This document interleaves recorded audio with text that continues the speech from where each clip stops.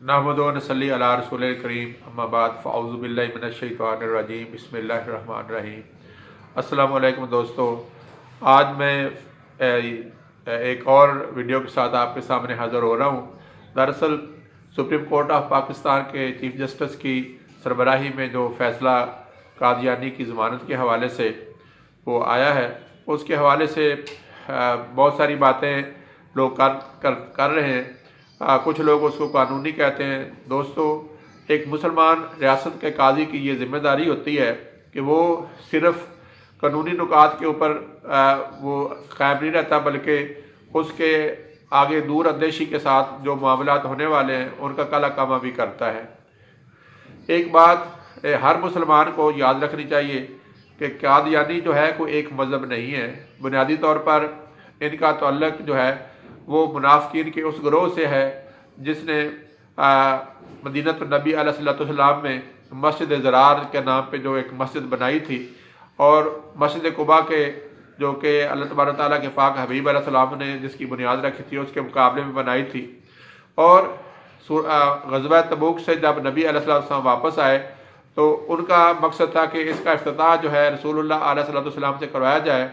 और उसके पीछे उन मुनाफ़िकीन के मकासद जो थे, बज़ाहिर वो मुसलमान शो कर रहे थे, लेकिन उनके मकासद ख़ुद कुरान मजीद ने बताया कि ये पहला मकसद था उनका था कि मुसलमानों को ज़रर पहुँचाया जाए और मुसलमान जो हैं उनके ख़िलाफ़ साजिश करने का ज़रिया बनाया जाए और मुसलमानों को तकलीफ़ पहुँचाई जाए, और जो मुसलमान फल फूल रहे हैं उनको रोका जाए। उसके बाद दूसरा जो उसमें अहम मसला था कि वो नुकसान के साथ साथ वो चाहते थे कि मुसलमान जो हैं वहाँ पे उनमें कुफ़र और लहाद के नज़रियात जो हैं उनको चलाया जाए। लिहाजा तीसरी बात उसमें थी कि मुसलमानों के दरमियान जो है तफरीक और फ़िरका वारियत जो है मुख्तलिफ़ इशूज़ की बुनियाद पर पैदा कर दी जाए, ताकि मुसलमानों के अंदर जो उनका इत्तेहाद है और यकजहती उसको तोड़ा जा सके। और इसके अलावा उनका मकसद था कि कुफ़ार जो हैं उनके मकासद को पूरा करने के लिए ये एक रसदगाह या कमीनगाह बन सके और इसमें असला और दूसरी चीज़ें जमा की जाए। चुनांचे अल्लाह तबारक तआला ने सूरह तौबा की आयात 107 से लेकर 110 तक इसमें मुतवातर है। इसमें अल्लाह तबारक तआला ने मस्जिद कुबा और ये मस्जिद जो ज़रार उसके मुकाबले में बनाई गई थी, इसका फ़र्क बताया है कि वो तकवा की बुनियाद पर थी और ये इन चार मकासद गलत मकासद की घर से बनाई गई है, और इसलिए नबी अलैहिस्सलाम को इसमें जाने से रोका। दोस्तों, कुरान मजीद जो है वो सिर्फ़ आज से 1400 साल पहले सिर्फ़ उस ख़ास वक्त के लिए नाज़िल नहीं हुआ, उसने हमारी तमाम जो आगे क़यामत तक के आने वाले हालात हैं, वाक़यात हैं, उसने हमारी मदद करनी है। चुनांचे ये कादियानी जो हैं ये कोई मज़हब नहीं है, ये उन्हीं मुनाफ़िकीन का जिनके चार मकासद थे कि आज भी ये मस्जिद ज़रार वाले मुनाफ़िकीन हैं जो मुसलमानों में दाखिल होना चाहते हैं। और जिस तरह अल्लाह तबारक तआला ने अपने पाक हबीब अलैहिस्सलाम के ज़रिए उनका कला कामा किया, इसी तरह पाकिस्तान के अंदर जो उस वक़्त के 1974 में मुसलमानों की जो जमात थी उनके कहने पे इनको गैर मुस्लिम करार दिया गया और इनको मुसलमानों की जमात से अलहदा किया गया। लेकिन ये आज भी बज़िद है कि इनको मुसलमान किया कहा जाए, क्योंकि इनके मकासद मुसलमान का लबादा ओढ़े बगैर पूरे हो ही नहीं सकते। वरना दोस्तों, आप देखें कि यहूद के बाद ईसाई मज़हब आया तो उनकी अपनी किताब है, उनकी इबादतगाहों के अपने नाम हैं, उनकी रसूमात अपनी हैं,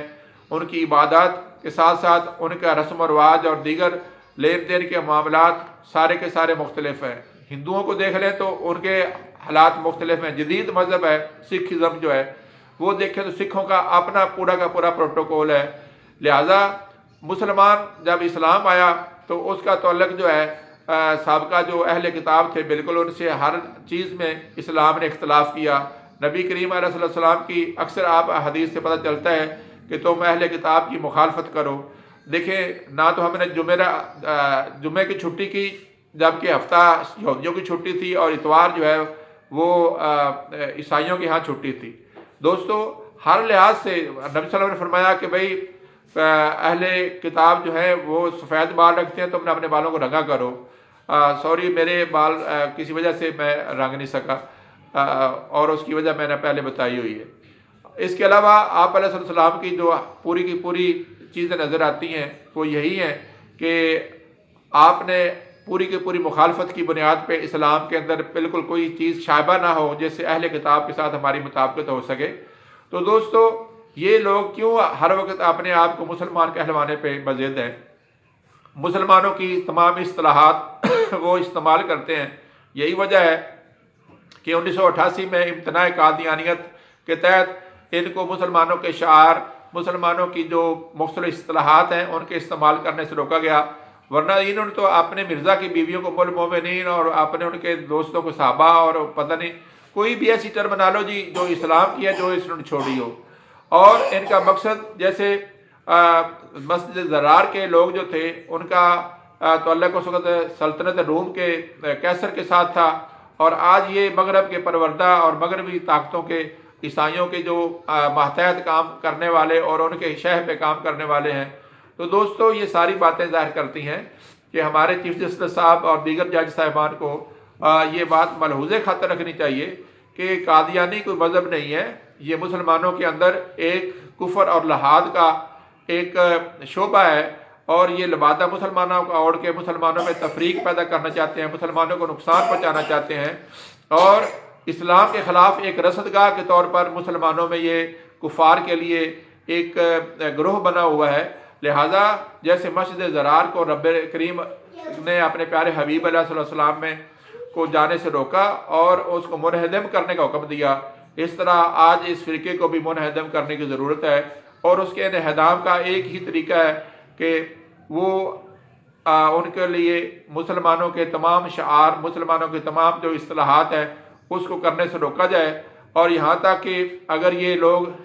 دیکھیں کتنی بڑی بات ہے کہ آدمی جب مسلمان تفسیر صغیر کے نام پہ پڑھے گا، تفسیر کا مسلمانوں میں کیا تصور ہے؟ تفسیر کا مسلمانوں میں تصور ہے کہ کسی مسلمان نے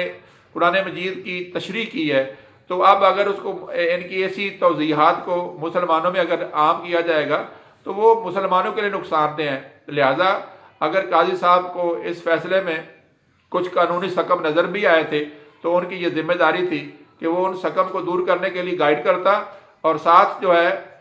اس کے حوالے سے ایک بہتر فیصلے کے لیے ان کو اپنی جگہ پہ مقید کرتا۔ اور میں سمجھتا ہوں کہ قاضی صاحب کی دانش جو دین کے حوالے سے وہ تو لا اکراہ فی الدین کی جو تعین ہے اس سے نظر آ جاتی ہے، یا پھر اس نے جو انا نحن نزلنا الذکر و انا لہ لحافظون کے بارے میں اپنی جو سوچ ہے اس کا اظہار کر کے کر دی ہے۔ اللہ تبارک تعالیٰ سے دعا ہے کہ یہ مسجد زرار کے منافقین جو آج ہمارے پاس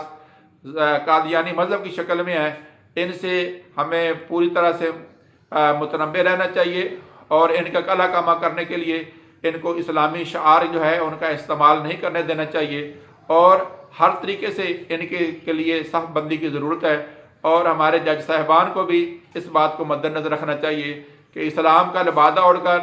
اسلام کے اندر داخل ہو کر جو بندہ داخل ہوگا اور منافقت کے ساتھ ہوگا تو وہ جاسوس ہوگا۔ تو کسی بھی ملک میں ریاست کے اندر اگر کوئی جاسوس پیدا ہوتا ہے تو اس جاسوس کو اس لیے نہیں چھوڑ دیا جاتا کہ چلو یار اس نے چھوٹی سی بات کی ہے، اس کے چونکہ ریاست کے مخالف ایک عمل ہوتا ہے اس لیے اس کو پھر کڑی سے کڑی سزا دی جاتی ہے۔ لہٰذا آج ہمیں ان کو غیر مسلم اس لیے قرار دیا کہ مسلمان صرف ان سے خبردار رہیں، اور یہ اسلام کا نام چھوڑنے کے لیے اس سے تیار نہیں ہے کہ ان کا مقصد اسلام کا لباس پہنے بغیر پورا نہیں ہوتا، مسلمانوں میں تفریق پیدا کرنے کے جو ذرائع ہیں ان کو حاصل نہیں ہو سکتے۔ لہٰذا اگر انہوں نے اپنے مذہب کو پھیلانا ہے کفار میں پھیلائیں، کون روک رہا ہے ان کو؟ مسلمانوں کے اوپر داخل ہونے کے لیے اور اپنے مذہب کو مسلمانوں میں پینٹریٹ کرنے کا مقصد ہے کہ مسلمانوں کو کمزور کیا جائے۔ اللہ تبارک تعالیٰ ہمارے تمام صاحبان عقل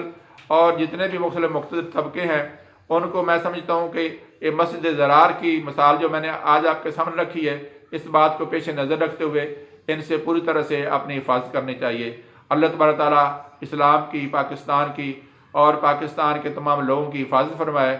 اور ہمیں ان لوگوں سے بھی باخبر فرمائے۔ وما علینا الا البلاغ المبین۔